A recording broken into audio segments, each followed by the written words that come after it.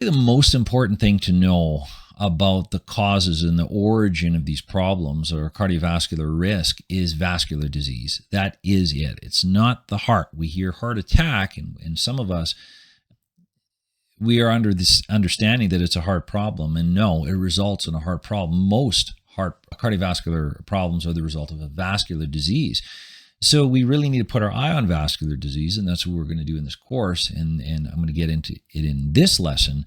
But vascular disease is not about high cholesterol, that we got to go and turn off our cholesterol, or special diets, or statins, which are blood cholesterol lowering medications, or even nutritional supplements. You know, it's not one of these things. It's an understanding of what is causing the problem and picking and choosing which strategies needed specifically for you, for your formula. So I just want to be clear with that. But vascular disease is really the origin of most cardiovascular problems, okay? So it's all about keeping the vascular endothelium healthy. Now, the vascular endothelium is the coating or the internal lining of your arteries. That is it. So these are intelligent barriers or coatings of the inside of your arteries, and you want to keep these healthy, because when things happen to them, everything goes wrong. It's all about the vascular endothelium, or the inner lining of the arterial wall. So injury to the vascular epithelium happens in a series of steps.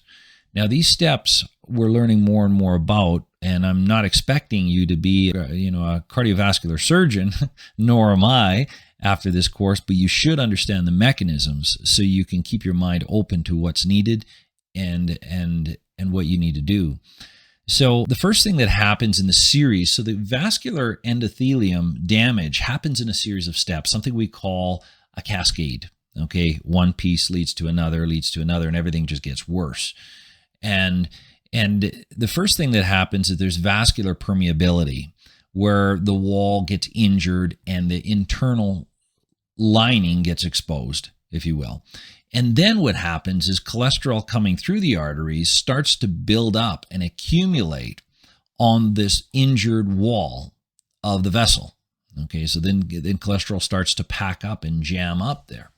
Now, then the cholesterol, it wasn't really a problem then, but once it interacts with the inner coating of the artery, then most commonly it's LDL cholesterol, then it becomes oxidized. And then you have oxidative or oxidized LDL. This is very dangerous cholesterol. Not all cholesterol is dangerous, but this is very dangerous. This is an indicator that there's problems happening. So once the cholesterol pools up there and becomes oxidized and becomes problematic, then you get what we call a platelet aggregation to the injured wall, forming a thrombus, ultimately forming a mass, an immune response mass that's building and taking space inside your artery, which slows down blood flow. So you end up with this, this thrombus. You could almost think of it, this clot on the inside of the arterial wall. And then it gets worse and turns into an embolus, just taking more space, closing off the artery, creating more and more restriction. And then when the restriction gets bad enough, that is a heart attack. Or it could be a vessel up closer to the brain, and that would be a stroke, or microvascular disease, or peripheral arterial disease. So think of it in a series of steps. I don't want to go too far into the details, but one step leads to another, and it's all about the arterial wall, the health of the arterial wall. This is just one clip from our cardiovascular course. Click below to access the entire version.